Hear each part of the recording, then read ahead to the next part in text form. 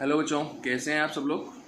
बेटा आज हम कर रहे हैं relation option exercise second exercise 2.2 इसका इंट्रोडक्शन पार्ट। ठीक है, इससे पहले हम लोगों ने जो फर्स्ट एक्सरसाइज है उसमें क्या पढ़ा था, कार्टेशियन प्रोडक्ट। ठीक है, कार्टेशियन प्रोडक्ट सबको आ गया था। ठीक है, आज हम पढ़ेंगे बेटा रिलेशन के बारे में। ठीक है, 11th क्लास से स्टूडेंट हो आप लोग, अब तक तो पता ही है भी रिलेशन क्या होता है। भाई का बहन से, चाचा चाची, पति पत्नी, मम्मी पापा, माँ बेटा। ठीक है, ये सब रिलेशंस है। लेकिन मैथमेटिक्स की लैंग्वेज में क्या है कि हम लोगों ने जो पढ़ना है कि किसका रिलेशन किससे, home with home, home with home, किसका किससे रिलेशन। ठीक है, सपोज एक सेट ए दिया हुआ है मेरे को 1 2 3, बी दिया हुआ है 4 5 6। ठीक है, तो हम जो रिलेशन पढ़ेंगे बेटा वो पढ़ेंगे relation of element of set A, element of set A to elements of set B. ठीक है, एलिमेंट्स ऑफ सेट बी। ठीक है, फॉर दैट हम लोग क्या करते हैं, पहले अगर हम relation of element of set ए पढ़ रहे हैं तो एलिमेंट ऑफ सेट बी हम क्या हो सकता है, एक का 4 के साथ रिलेशन हो सकता है, बिल्कुल हो सकता है। 1 with 4, 1 का 5 के साथ भी हो सकता है एंड 1 का 6 के साथ भी हो सकता है। सिमिलरली 2 का 4 के साथ, 2 का 5 के साथ और 2 का 6 के साथ, एंड 3 का 4 के साथ एंड 3 का 5 के साथ एंड 3 का 6 के साथ भी रिलेशन हो सकता है। तो ये हमें क्या मिल रहा है, बेसिकली ये हमें आपका कार्टेशियन प्रोडक्ट जो मिल रहा है। अगर मैं इनको सेट्स बना दूँ, ठीक है, तो ये हमारा क्या है, ये कार्टेशियन प्रोडक्ट का सेट ही तो है, बिल्कुल है। ठीक है, तो इसका मतलब क्या है कि हमें जो कार्टेशियन प्रोडक्ट होता है, Cartesian product is giving us all the possibilities of relation, all the possibilities of relation of elements of set A to elements of set B। ठीक है, तो कार्टेशियन प्रोडक्ट ही हमारे को सभी पॉसिबिलिटीज़ देता है जिसमें हम एक रिलेशन डेवलप कर सकते हैं विद सेट ए के एलिमेंट के साथ सेट बी के एलिमेंट का। ठीक है, तो कार्टेशियन प्रोडक्ट ही हमारे को वो सभी पॉसिबिलिटीज़ देता है। या फिर हम ये भी कह सकते हैं यार कि जितने भी ऑर्डर्ड पेयर हैं, जितने भी क्या हैं, ऑर्डर्ड पेयर हैं, is a relation of element of set A, element of set A with element of set B। ठीक है, with element of set B।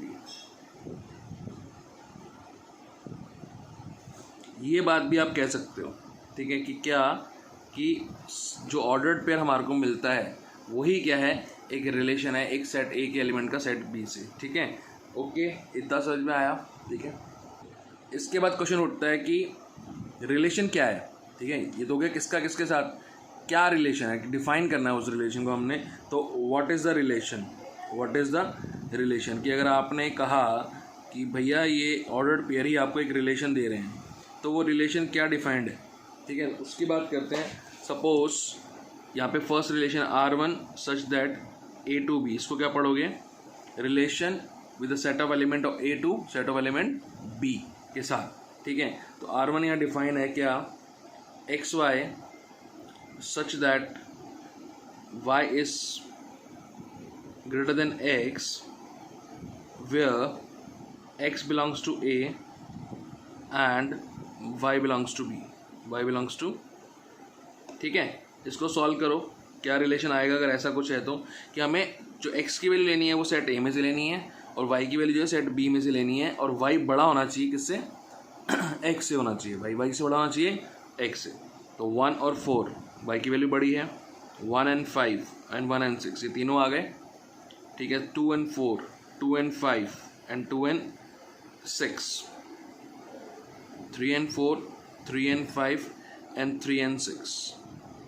ठीक है ना, जो फर्स्ट वैल्यूज़ हैं वो किसकी हैं, एक्स की वैल्यूज़ हैं वो किसको बिलोंग कर रही हैं, सेट ए को बिलोंग कर रही हैं, और जो सेकंड वैल्यूज़ हैं वो सारी किसको बिलोंग कर रही हैं, सेट बी को बिलोंग कर रही हैं। और हमारे पास कंडीशन है कि y is greater than x, y is greater than X, तो वाई वाली वैल्यूज़ जो हैं वो अपने एक्स वाली वैल्यू से क्या है, बड़ी हैं। तो ये ये रिलेशन भी हम लोग डेवलप कर सकते थे, ठीक है, हो सकता था ना।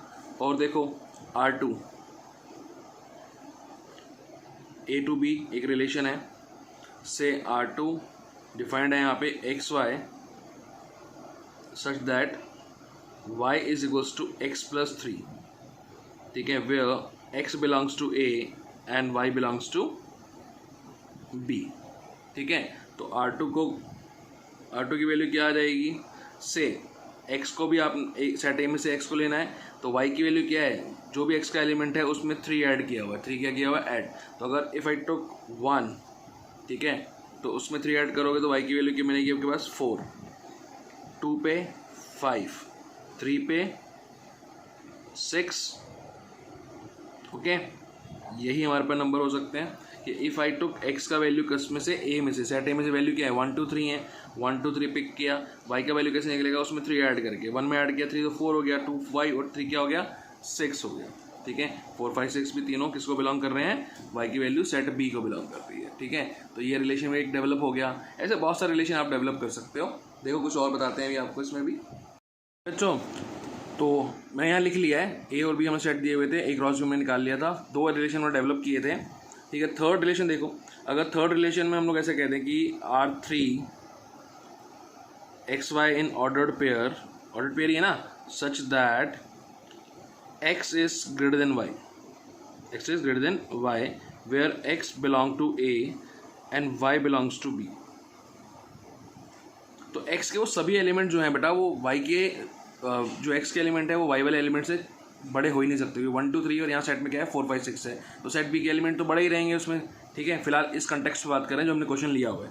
तो इसके लिए क्या होगा, R3 को एक रिलेशन होएगा ही नहीं, तो वो क्या हो जाएगा 5 हो जाएगा, क्या हो जाएगा 5 हो जाएगा, ठीक है, okay.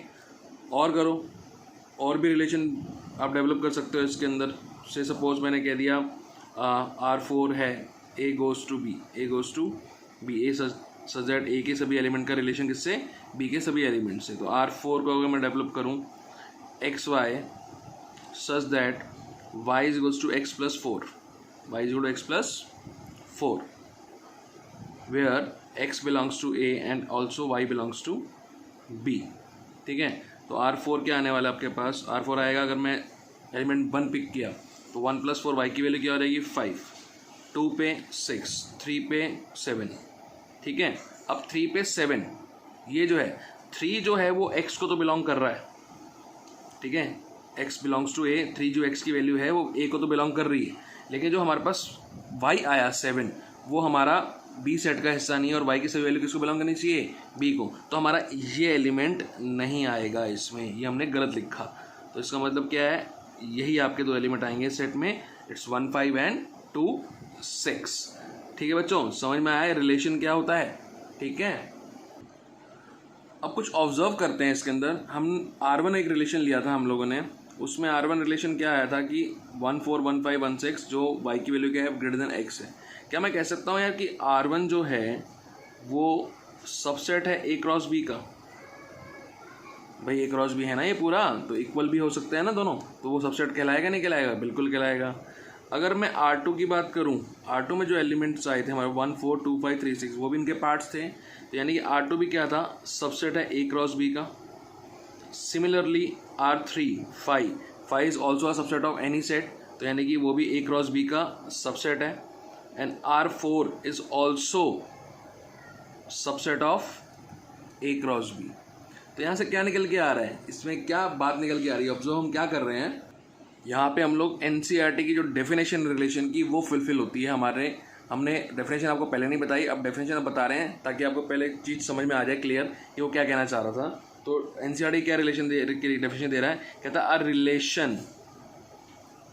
Relation R from a non empty set A to non-empty set B is a subset of Cartesian product A cross B.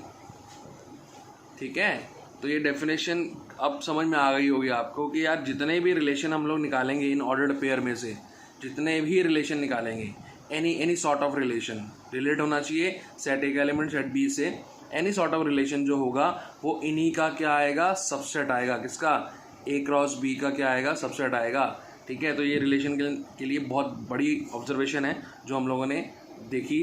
ठीक है, कुछ क्वेश्चंस करके ना कि हमने अलग अलग रिलेशन बनाए और हमें बाद में पता लगा कि भैया रिलेशन जो आ रहा है, रिलेशन सेट जो आ रहा है वो इसी के अंदर से आ रहा है, यानी कि सबसेट जो बनेगा वो इसी का बनेगा। यानी कि आप इसी में से क्या कर सकते हो, ए क्रॉस बी में से ही क्या बना सकते हो, रिलेशन सेट बना सकते हो। हमेशा ये चीज़ ध्यान रखना कि रिलेशन सेट कोई बाहर की चीज़ नहीं होगी, वो ए क्रॉस बी का ही पार्ट होगा, यानी कि उसी में से ही हम डेवलप कर सकते हैं। क्लियर हुई? तो ये डेफिनेशन फुलफिल हो रही है एनसीईआरटी की। अगर हम लोग पहले आपको डेफिनेशन बताते तो ये कुछ भी समझ नहीं आती, क्योंकि इतने भारी भारी भरकम उसने वर्ड इस्तेमाल कर रखे जैसे वॉर पे जा रहा हो एनसीईआरटी वाला। तो ठीक है, अभी हो गई, वो समझ में आ गई अब आपकी। ठीक है, चल आगे देखते हैं। इसमें देखते हैं और क्या क्या है।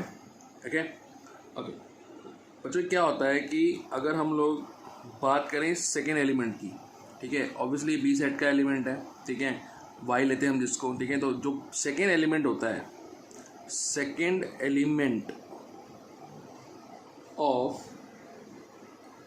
Any ordered pair, of any ordered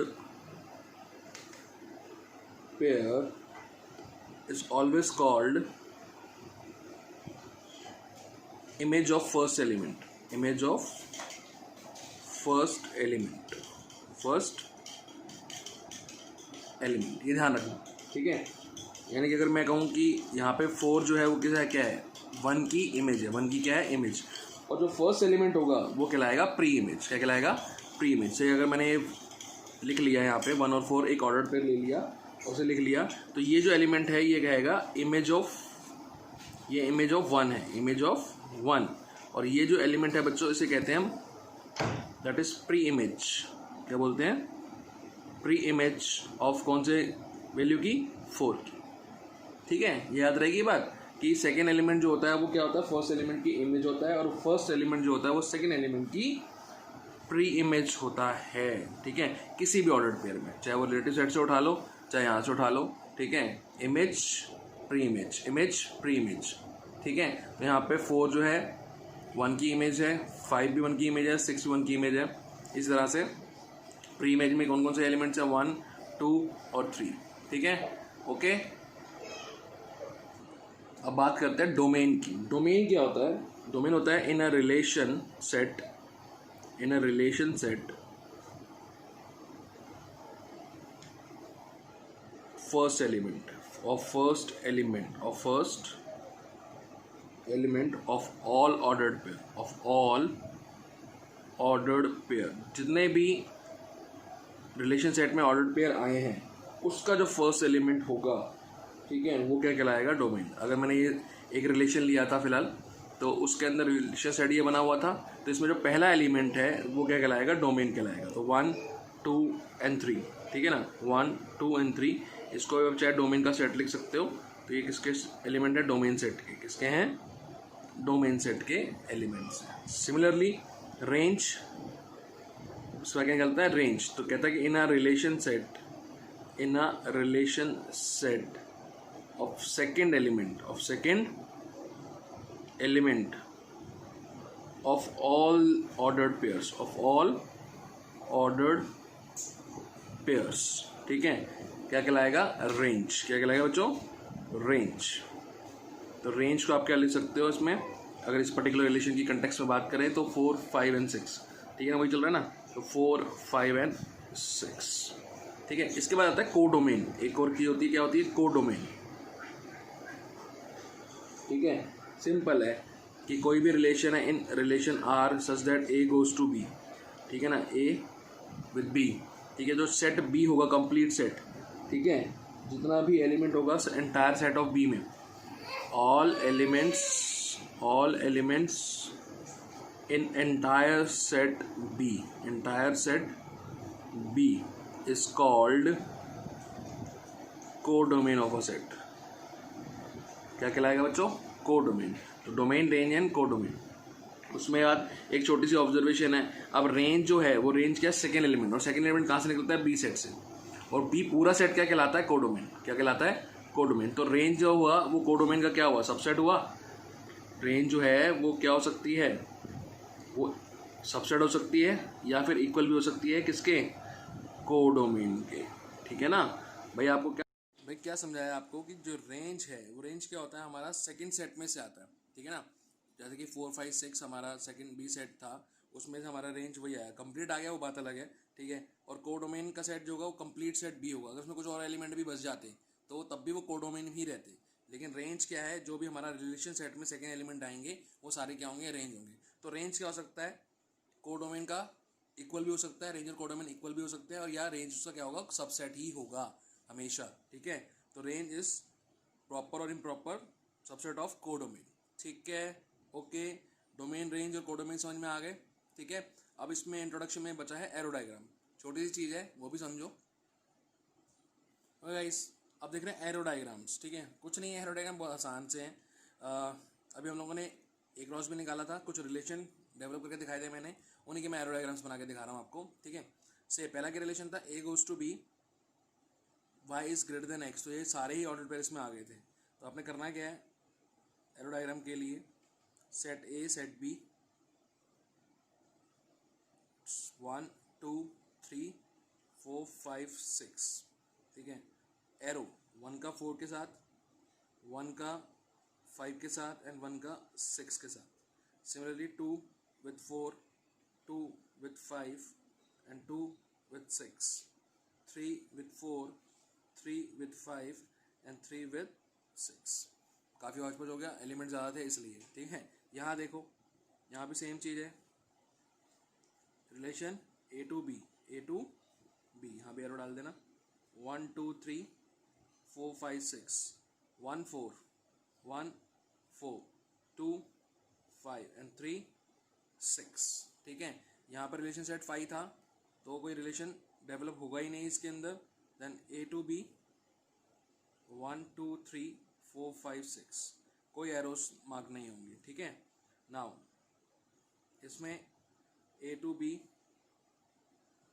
1 2 3 4 5 6, 1 with 5 and 2 with 6, these are called arrow diagrams. ठीक है, ओके।